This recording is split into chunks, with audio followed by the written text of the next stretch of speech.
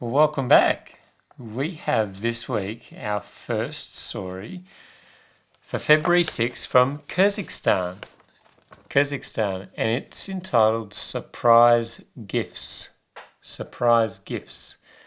I wonder what they got. This is from Jared, who's 13, and Samuel, who's 11.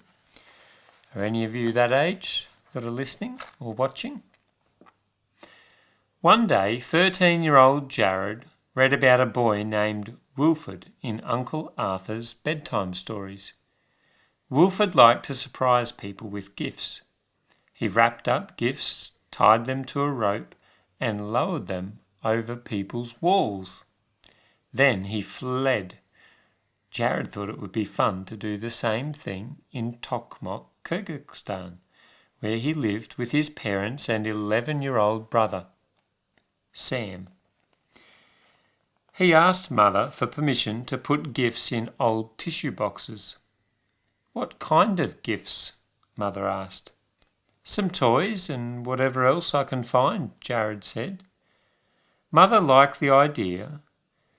Jared and Sam had cars and Legos that they had brought along when their family moved from Argentina to serve as gospel workers in Kyrgyzstan.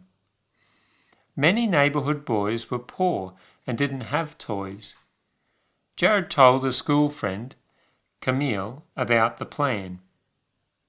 "Let's put some toys in boxes and throw them over walls," he said. Camille smiled widely. He thought it was a grand idea, and he wanted to help, even though he didn't have any toys to give away. The boys took 2 tissue boxes and filled them with Legos, toy cars, scarves, and bars of soap. Getting onto their bicycles, they rode to Camille's neighbourhood and chose 2 houses at random. Jared hurled one box over the fence, and Camille threw the other one over another fence. Quickly the boys pedalled away. At Jared's house, they laughed as they imagined the surprise of the children who had received the gifts. Jared's brother, Sam, overheard the excited conversation. "Can I join you next time?" he asked.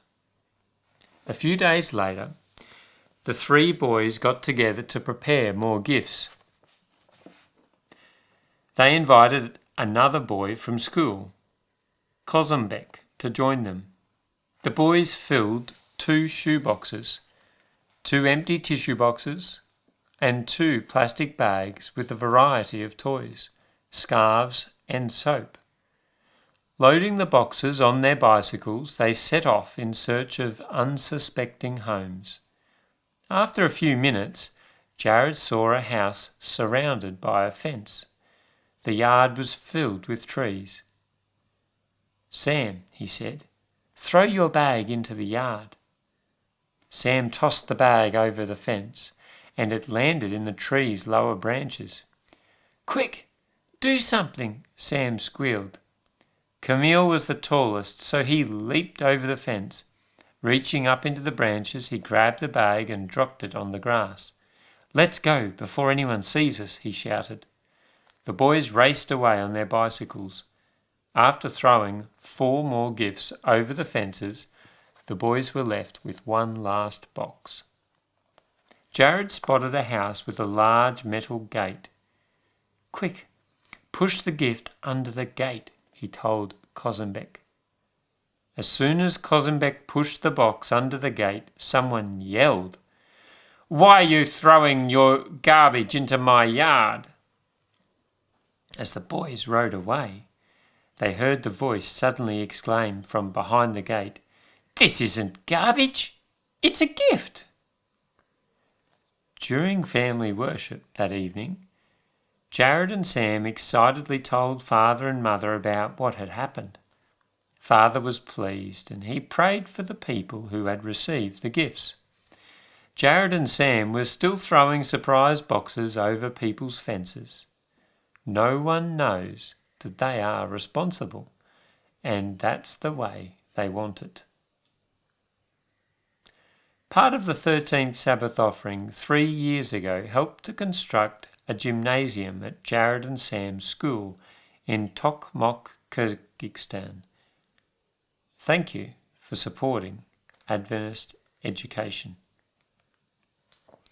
Do you know in Kyrgyzstan, the largest ethnic group are the Kyrgyz. Historically nomadic, the Kyrgyz moved with their herds of sheep, horses and yaks, living in portable round tents called yurts. In Mongolia, what do you call them? I'm sure you know. Many Kyrgyz herders are still semi-nomadic and take their herds into the mountains during the summer. And here's a picture, if you can see it. Maybe it looks a little familiar. Can you see the little picture? Well, I hope you've enjoyed the story about these surprise gifts that Jared and Sam were giving to others. Maybe you'd like to give a surprise gift one day to someone else. We'll see you next week in another story. Bye-bye.